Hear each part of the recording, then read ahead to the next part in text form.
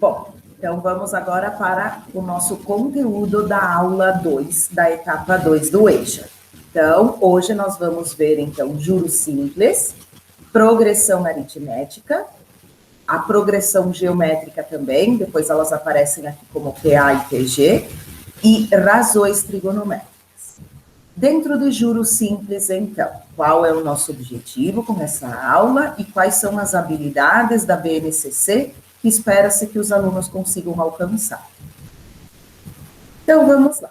Juros simples. O que são, então, esses juros e simples? Porque nós temos outros tipos de juros que não vão ser estudados agora.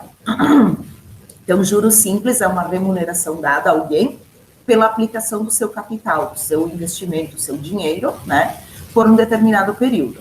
Esse regime de juros é calculado aplicando uma taxa, uma porcentagem, em relação ao capital aplicado inicialmente.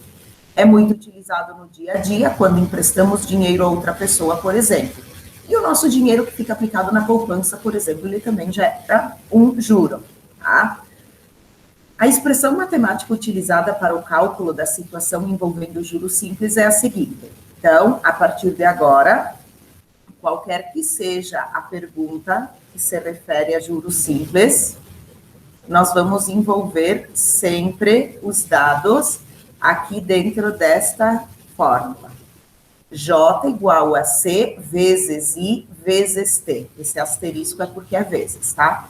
O J é o juro, o C é o capital, o I é a taxa de juro e o T é o tempo da aplicação. Esse tempo ele vai ser igual ao da taxa. Se a taxa é o mês, o tempo vai ser mês. Se a taxa é bimestre, o tempo é bimestre.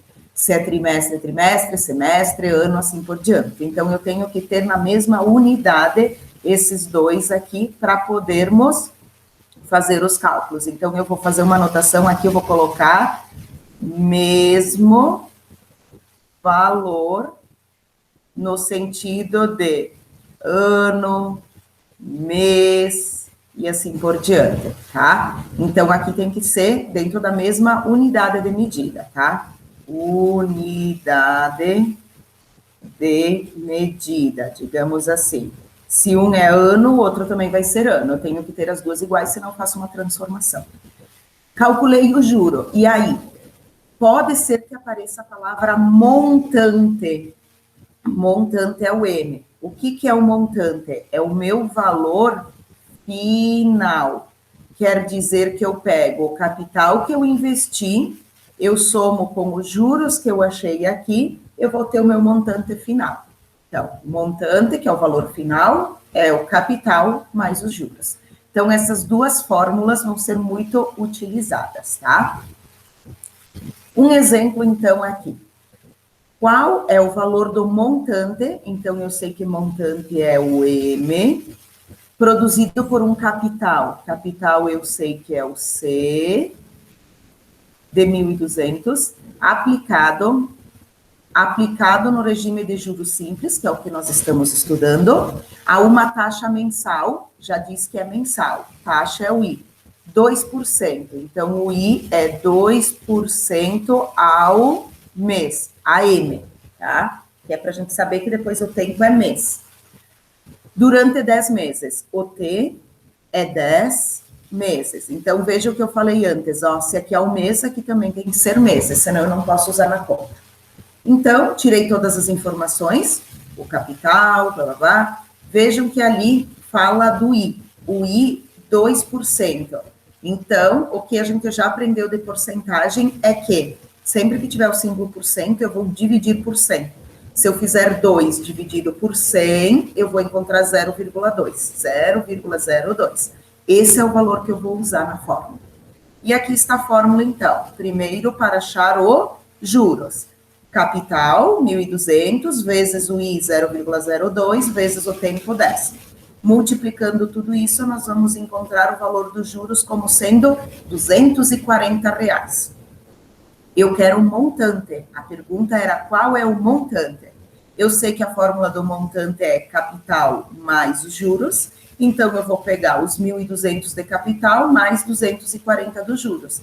Resposta final, 1.440. Então, o montante produzido é de 1.440. Ah, prof, eu consigo fazer de cabeça, depois que eu acho o juro, eu já somo direto aqui. Tudo bem, mas aqui está a fórmula para te orientar, ok? Um outro exemplo, então, de como podem aparecer os juros simples, dá o valor do capital aqui, que é 5 mil, ó, então esse é o capital, aplicado numa taxa de juro mensal de 3% ao mês, então isso aqui é o I, e tá o mês, durante 12 meses é o tempo, ó, meses, ok, não precisa transformar, e pede o valor dos juros e do montante. Então, eu vou fazer a mesma coisa que antes, só que eu vou dar duas respostas. Primeiro, resposta do juro, que é a metade da conta, depois eu somo com o capital e acho o restante. Aqui foi feito através de uma tabela. O que foi feito? Foi pego o valor e calculado 3% no primeiro mês, deu 150. Então, soma os 5 mil com 150. No segundo mês, o valor que eu tenho na conta é 5,150. Eu vou ganhar mais 3% de aumento, então eu vou ganhar mais R$ 150. Veja que o juro ele é simples, por quê? Porque ele é fixo. 3% vai ser sempre 150, ele não é um juro composto que ele vai gerar em cima do valor que eu tinha, tá? Isso é um exemplo de juro simples. Se fosse composto, a gente acharia 3% em cima desse novo valor, tá? Então, nessa tabela foi feito 12 meses, então olhem aqui 12 vezes. Eu sei que 3% vai dar sempre 150, e aí eu vou somando 150 em cada mês. E aí, no final, eu vou ter o valor de 6.800. Eu posso fazer do mesmo jeito que a de antes? Posso usar as fórmulas e fazer? Pode. Esse é um jeito para quem não consegue aprender fórmulas e quer fazer passo a passo. Então, vejam que o valor final é o mesmo. Quanto que deu de juro em todo esse período? Porque a pergunta é o montante final e os juros. Eu só vou fazer 12 vezes o 150. Isso aqui vai dar 1.800. Ou ainda, se eu comecei com 5 mil e eu terminei com 6.800, quanto que aumentou do 5 para o 6.800? 1.800. Então, o montante final é de 6.800 e os juros produzidos foram de 1.800. Então, eu fiz dois exemplos, um usando fórmulas e um fazendo por tabela, passo a passo. Espero que um dos dois fique claro para vocês. Então, dentro de juros simples, era isso. Progressão aritmética, PA. Então, o que são progressões? São sequências que têm alguma particularidade, tá? Eu coloco aqui um objetivo, habilidade, e aí depois eu falo sobre a PA, porque existe a PA e existe a PG. São progressões com sequências de números, só que elas têm alguma característica que define se é PA ou se é PG. Então, vamos ver como que é a PA, para depois entender como que é a PG. A PA, então, ela é uma sequência numérica em que o próximo elemento da sequência é o número anterior somado a uma constante. Este somado, ó, pode ser somar uma constante positiva R ou somar uma constante negativa R. Eu vou juntar ele, somar, com um número positivo ou um número negativo. Essa constante R é chamada também de razão, tá? Que é a diferença entre os números, tá? Este R é chamado de razão. Para saber qual é a razão, basta subtrair um elemento pelo antecessor. Então, vamos ver em exemplos o que eu estou dizendo. Olhem isso aqui, é uma sequência, certo? 1, 2, 3, 4, 5, 6. Como é que eu posso dizer que ela é uma PA? Vamos olhar aqui. Qual é a diferença do 1 para o 2? É 1 de diferença, né? Se eu somar 1 mais 1 dá 2. E do 2 para o 3? Também eu somei 1. E do 3 para o 4 também eu somei 1. Vocês concordam que eu vou somando um número no anterior e eu acho o sucessor? Então, eu digo que ela é uma PA, porque eu usei uma soma de uma constante. Ela é infinita, porque eu posso ir somando até que eu cansar. Crescente, porque os números estão aumentando. E a razão é 1. Por quê? Porque eu vou somando 1 para achar o próximo. Eu posso provar que a razão é 1 fazendo a conta. Eu pego um número, diminuo do que vem antes. 6 menos 5, 5 menos 4. Daí eu vou ter certeza que é 1. Vamos ver uma outra. 1, 4, 7, 10, 13, 16, 19. É uma PA infinita, tem os pontinhos aqui que mostram que ela não terminou. Crescente, porque os números também vão aumentando. E a razão agora é 3. Concordam que eu somo 3? Vejam se eu posso dizer que eu vou somar 3. 1 mais 3 dá 4. 4 mais 3 dá 7. 7 mais 3 dá 10. Então, 3 é a razão. E também eu posso fazer 10 menos 7, 7 menos 4, 4 menos 1, para descobrir que a razão é 3. Ó. Posso fazer uma conta ou apenas de cabeça. E essa aqui, 3, 3, 3, 3, 3. É tudo igual. Então, quer dizer que ela é uma PA infinita, constante porque não muda o número, e a razão é 0. A diferença entre os números não é 0? Isso aí. E essa daqui? Aqui os números estão diminuindo. Bom, então ela vai ser decrescente. Ela é infinita, decrescente. E qual que é a diferença? Quando ela é decrescente, ao invés de somar um número positivo, eu estou somando um número negativo. A diferença não é de 5, só que eu estou diminuindo 5. Ao invés de mais 5, é menos 5. 10 menos 5 dá 5, 5 menos 5 dá 0, o próximo aqui seria menos 5 e assim por diante, né? Então, eu posso ter sequências em que eu somo números ou que eu diminuo números. Se eu somar ou diminuir, ela é classificada de PA, progressão aritmética. Ela pode ser infinita, ela pode ter fim, ela pode ser crescente, decrescente, constante, e eu acho a razão diminuindo um número do anterior. E a PG? Objetivos, habilidades, vamos ver o que muda na PG, então, se lá é mais e menos, o que vai ser aqui na PG? Então, na PG, ela é uma sequência numérica, onde cada termo é igual ao produto. Produto é vezes. Lá era mais e menos, porque o mais e o menos são funções inversas. E o vezes e o dividir também são funções inversas. Então, eu posso multiplicar por 2, mas eu posso multiplicar por 1/2.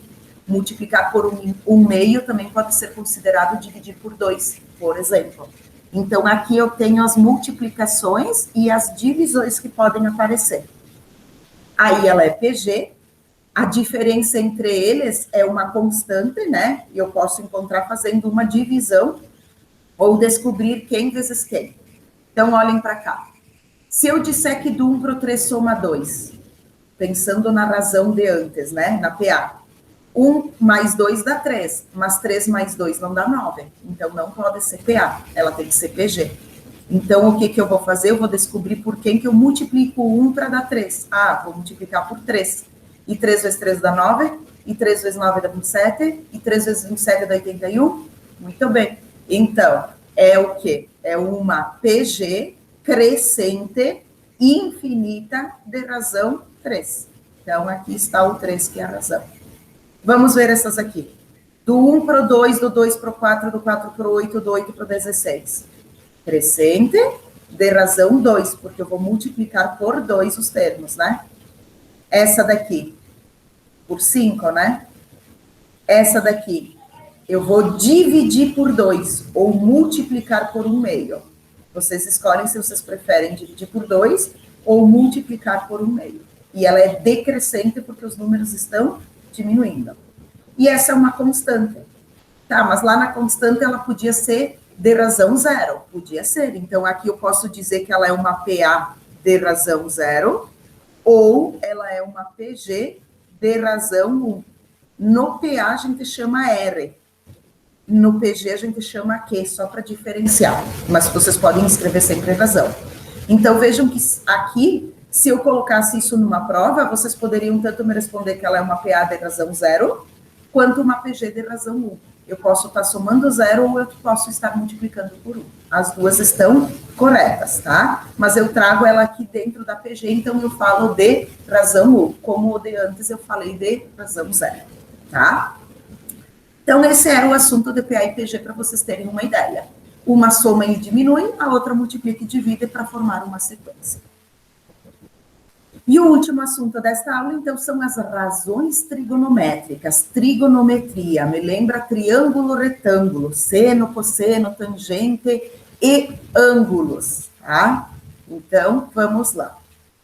Isso aqui também é um conteúdo bem importante que a gente vai usar depois em outras etapas, em outras séries. Então, quando a gente fala em razões trigonométricas, as principais são a fórmula do seno, do cosseno e da tangente. Existem outras, existem a cosseno, a cossecante, a cotangente, tá?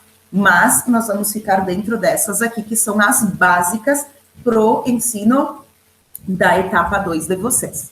Sempre elas estão relacionadas com um triângulo retângulo. Como que é o desenho do triângulo retângulo?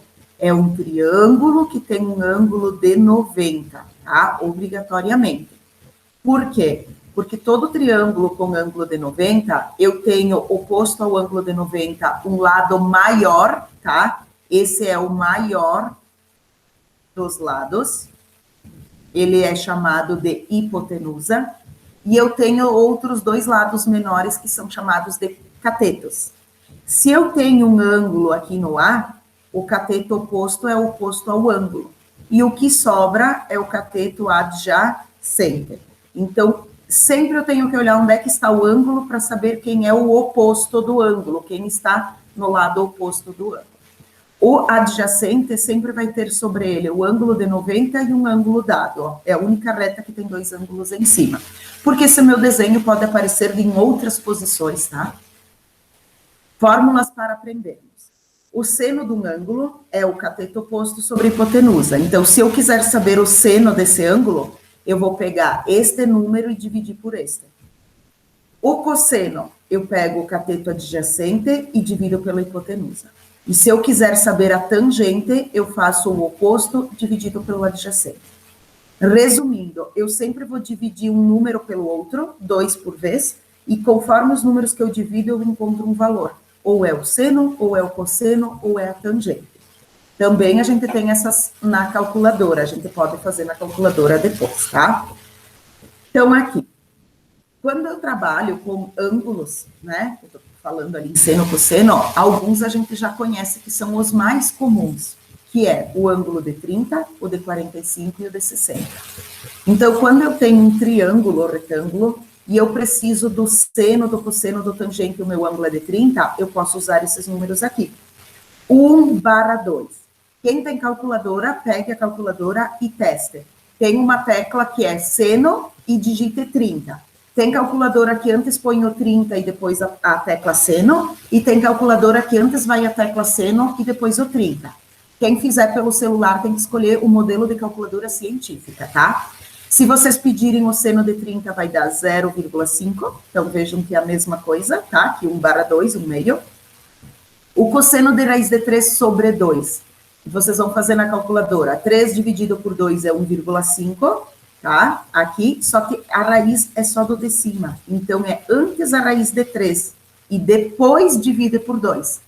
A raiz de 3 é 1,73, babá. Se eu divido por 2, dá 0,86 e alguma coisa. Pode usar 0,86, 0,87.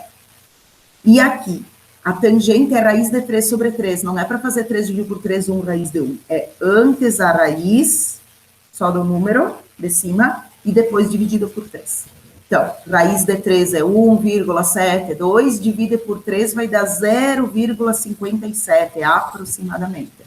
Então, vocês podem usar fração ou podem usar números com vírgula, tanto faz. Quando a gente for fazer de 45, mesma coisa, é raiz do primeiro dividido por 2. Raiz de 2 é 1,4, se eu divido por 2 dá 0,71, mais ou menos. Esse é igual, ó, porque os valores de seno e cosseno de 45 são ângulos iguais, e aqui é o próprio 1. E para o 60, vejam que eu já fiz essa conta aqui. O seno de 60 é igual ao... Tem alguém aqui? Aqui, ó. Ao cosseno de 30. Então, isso aqui é 0,86. E aqui é 0,5. E aqui, 1,73, 1,72. Então, vocês podem olhar os valores que a gente já calculou, que vai repetindo para alguns, e copiar. Pode ser com vírgula, pode ser com fração. Prof, onde é que eu vou usar esse seno, cosseno, tangente e esses números da tabela? Vamos fazer exemplos para ver. Por exemplo, qual o comprimento da sombra de uma árvore de 5 metros de altura quando o sol está 30 graus acima do horizonte? Então, tem um sol aqui, né? Eu tenho uma árvore de 5 metros de altura, então aqui, imaginem a árvore, ó, bem bonitinha, e eu quero saber até onde vai a sombra dela, tá? Isso aqui forma um triângulo retângulo, lembra que eu falei no início? Com ângulo de 90. Esse lado aqui, que é oposto ao ângulo de 90, se chama hipotenusa. Se o ângulo é de 30 aqui, esse aqui é o cateto oposto. E o que tem o ângulo e o 90 é o cateto adjacente. Vejam que comparando este desenho com o anterior, ele é parecido, só ele está virado ou para a direita ou para a esquerda, tá? Se a minha pergunta é o tamanho, o comprimento da sombra, eu estou procurando o valor do cateto adjacente, o meu X aqui é o que eu quero. Se eu quero o cateto adjacente, o que eu conheço de valores? Eu conheço o ângulo, que é de 30 graus, e eu conheço o cateto oposto, que é 5. Eu vou olhar qual fórmula tem o cateto adjacente, o cateto oposto e o ângulo. Cateto adjacente, cateto oposto e ângulo é a fórmula da tangente. Então, eu vou usar aqui tangente de 30 igual a cateto oposto sobre cateto adjacente. Essa é a fórmula. Tangente de 30, eu vou olhar aqui na tabela. 0,57 ou raiz de 3 sobre 3. Tanto faz. Eu vou fazer com raiz essa primeira aqui, tá? Podem fazer com vírgula. Cateto oposto é 5 e o cateto adjacente é o que eu procuro. Aqui eu tenho duas frações separadas por uma igualdade, então eu faço meios pelos extremos. Raiz de 3 vezes CA é raiz de 3CA e 3 vezes 5 é 15. Então, o meu CA vai ser 15 dividido por raiz de 3. Podem usar a calculadora, fazer com vírgula, 15 dividido por 1,73, tá? Ou podem deixar em fração e racionalizar. Aqui eu explico passo a passo, de outro jeito, e eu coloco a resposta. Quanto que vai dar essa resposta? 8,67 metros. Metros, porque aqui falava em 5 metros, então vai continuar sendo a mesma unidade. Então, vejam que aqui eu trago toda a solução, só que feita pelo computador, tá? Aqui foi feita com vírgula, então, para depois vocês olharem pelo computador com vírgula. Um outro caso, vamos dar um espaço, porque senão eu não vou conseguir escrever tudo nesse espaço aqui, tá? Uma rampa,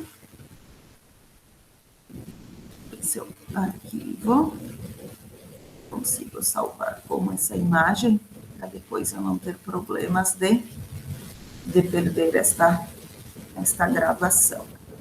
Aula 2 explicada. Salvar. Tá, a número 2 agora, então. Uma rampa plana de 36 metros de comprimento faz ângulo de 30 com o plano horizontal. Uma pessoa que sobe a rampa inteira eleva-se verticalmente de... Vamos fazer o desenho de uma rampa, o chão e a altura máxima. Ela sobe 36 metros de rampa, um ângulo de 30 graus e pede a pessoa que está aqui em cima quanto ela se eleva verticalmente, quanto alta ela está. Então, o ângulo de 90, eu quero saber a altura, que é o meu X, ou o meu cateto oposto, o cateto adjacente é o chão, e a hipotenusa é o 36. Então, agora, eu quero o cateto oposto, eu tenho a hipotenusa, e eu sei que o ângulo é de 30 graus. Que fórmula eu vou usar para cateto oposto e hipotenusa? Cateto oposto e hipotenusa agora é a fórmula do seno. Então, eu vou usar seno de 30 graus igual cateto oposto sobre hipotenusa. Qual é o valor do seno de 30 graus? Então, nós vamos lá para a tabela e olhar. 30 graus seno é 0,5 ou 1 meio. Tanto faz como vocês vão usar. Eu vou deixar 1 meio aqui, tá? O meio igual. Cateto oposto é o que eu procuro, e a hipotenusa é 36. Meios pelos extremos. Cateto oposto vezes 2 é 2 cateto oposto, e 1 vezes 36, 36. Cateto oposto vai ser 36 dividido por 2, que dá 18. Então, ele vai se elevar 18 metros. Percebam que o processo é identificar o que eu tenho e o que me falta, olhar qual é a fórmula, substituir os dados. Sempre vai ser meios pelos extremos, independente se a gente trabalhar com vírgula ou com fração. Número 3. Aqui acho que é 1. Foi comido, ó, uma letrinha aqui, vamos colocar um 1 aqui. Avião decola de um ponto B sob inclinação de 15 graus. O 15 não está lá na nossa tabela. Tudo bem, o exercício já me deu o cosseno, seno e a tangente. Então, não se preocupem com isso. E também a gente poderia pegar a calculadora e calcular, né? Com a horizontal. A 2 km de B. Então, quer dizer que eu tenho um 2 para colocar em algum lugar aqui. Encontra-se a projeção vertical de C do ponto mais alto de uma serra de 600 metros de altura. Se a serra tem 600 metros de altura, o 600 só pode ser aqui, tá? E aqui ele andou 2 metros até aqui, tá? É isso que eu sei. 2 metros não, mentira. A 2 quilômetros de B. Então, isso aqui é 2 quilômetros.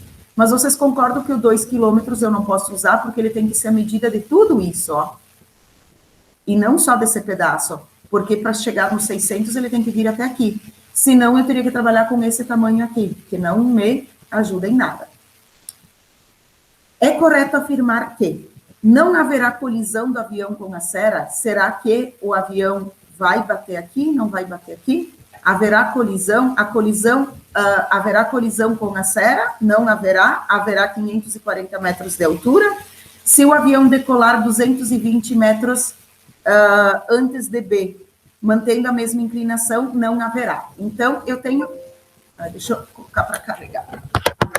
E agora...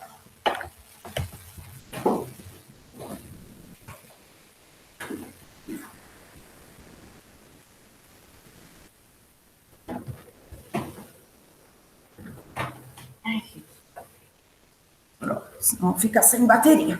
Seguindo, então.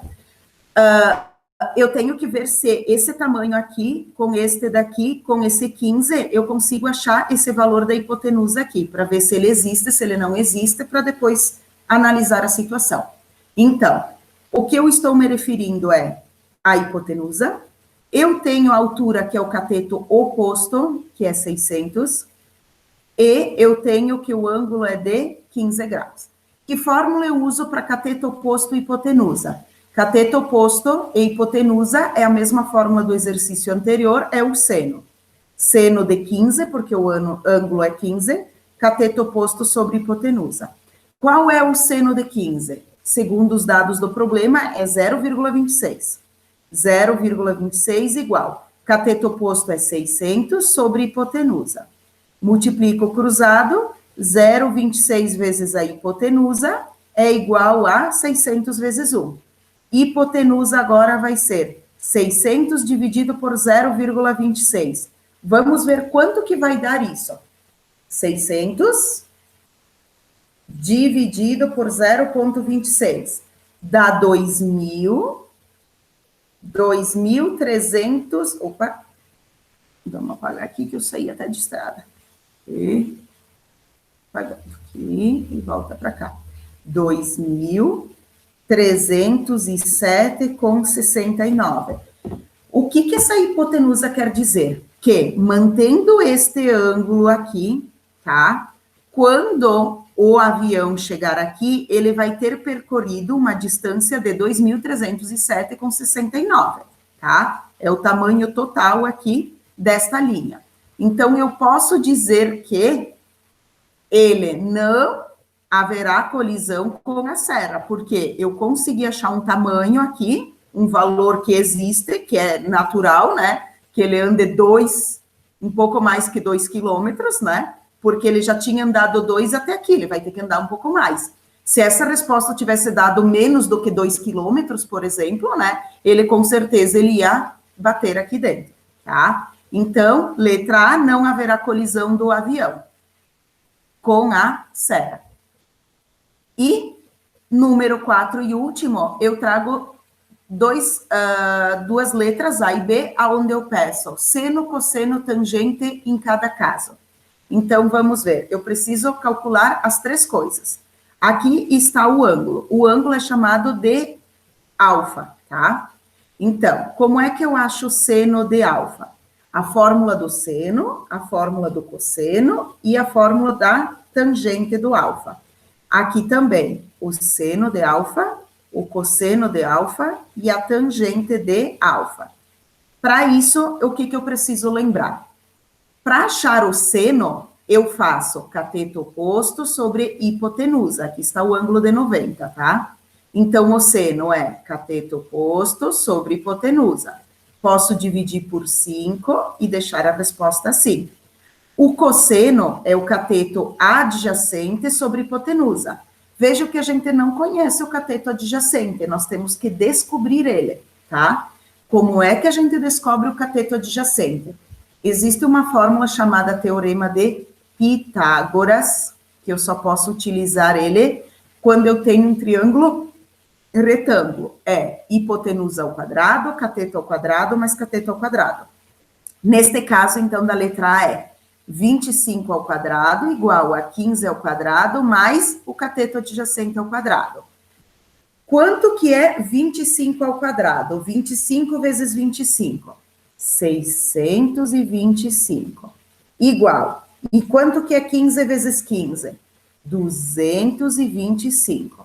Mais cateto adjacente ao quadrado. Eu vou diminuir esses dois, porque eu vou passar esse cara para cá, ele vem para cá negativo. 625 menos 225 é o valor do cateto adjacente ao quadrado. Isso vai ser 400.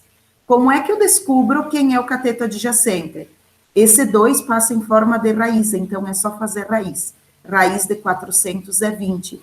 Então, eu descobri que esse cateto adjacente é 20. Porque 20 vezes 20 dá 400. Então, agora eu posso achar o cosseno, que é cateto adjacente sobre hipotenusa. Posso dividir tudo por 5, que dá 4/5. E a tangente é o cateto oposto sobre o cateto adjacente. Posso dividir tudo por 5 também, tá? Vou trocar de cor de caneta aqui. Olhem para cá. 1, 4. O 4 é o cateto oposto. O cateto adjacente é 1, eu não tenho a hipotenusa. Vou usar a mesma fórmula para achar a hipotenusa. Hipotenusa é cateto ao quadrado mais cateto ao quadrado. Hipotenusa ao quadrado é 4 vezes 4, 16. 1 ao quadrado, 1 vezes 1, 1. Vai dar 17, raiz de 17. Como não é uma raiz exata, eu posso deixar a raiz 17 o mesmo. Ou vocês podem usar com vírgula sem problema nenhum. Como é que eu sei sem a calculadora quanto que é? Vamos pensar na raiz mais próxima, que é o 16. A raiz de 16 é 4, então é um pouquinho mais que 4, 4, alguma coisinha, tá? Mas vamos às fórmulas, seno, cosseno e tangente. Seno, então, é cateto oposto sobre hipotenusa, pode ser com vírgula. O cosseno é cateto adjacente sobre hipotenusa. E, por último, a tangente é o cateto oposto sobre o cateto adjacente. Então, com isso, a gente finaliza a explicação dessa aula 2, do conteúdo, então, que está na sala de aula de vocês.